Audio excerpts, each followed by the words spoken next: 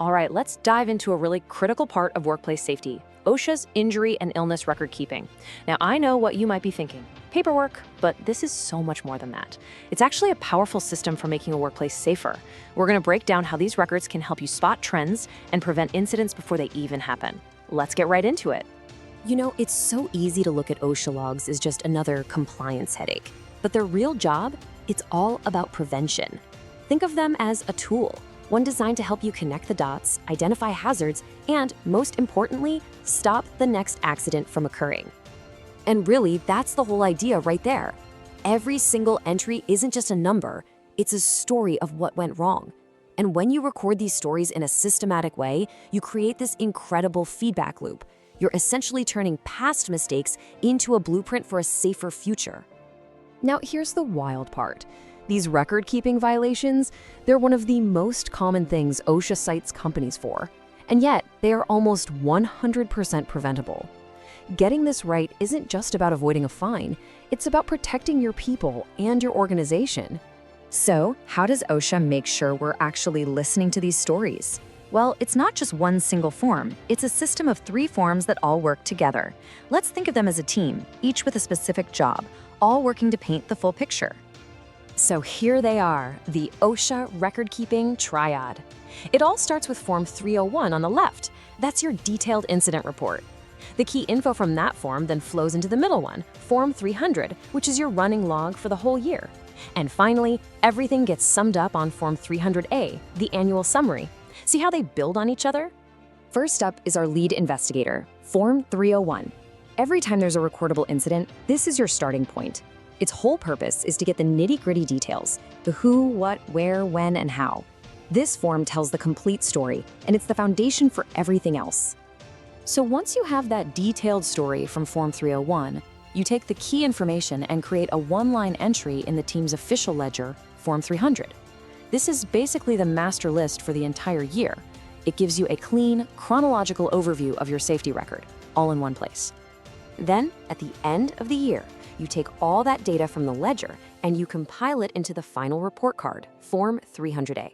You're just totaling up the columns from your Form 300 log. This is that high-level summary that you're required to post publicly, so all your employees can see it. Okay, so we've met the team of forms. But this leads us to the single most important and frankly most confusing question of all. What actually makes an incident recordable? This is the spot where so many of the mistakes happen. Okay, this is a big one. OSHA actually has a very specific, totally exhaustive list of what counts as first aid. They did this on purpose to remove all the guesswork.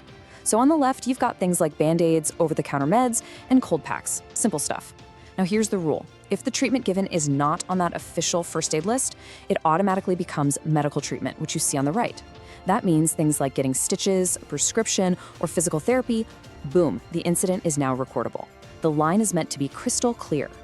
But, and this is a huge but, there's a critical catch. Even if an incident only required what's on that first aid list, it still has to be recorded if it results in any of these outcomes. So if a work-related incident leads to death, any days away from work, restricted duty, or loss of consciousness, it is always recordable, no matter what. The outcome always trumps the type of treatment. So you've done the hard work of keeping your logs accurate all year. Now what? Well, it's time to share the results. Let's talk about that Form 300A, your annual summary, and the key deadlines you absolutely cannot miss. First date to circle on your calendar, February 1st. By this day, every year, you have to have your Form 300A summary from the previous year finished, certified as accurate, and posted somewhere obvious for your employees to see. And that posting isn't just a one-and-done thing. That Form 300 has to stay up continuously all the way through April 30th. It's a 3-month window, and the idea is to make sure everyone has plenty of time to see how the company did on safety last year. Now, for many of you, there's one more deadline to remember.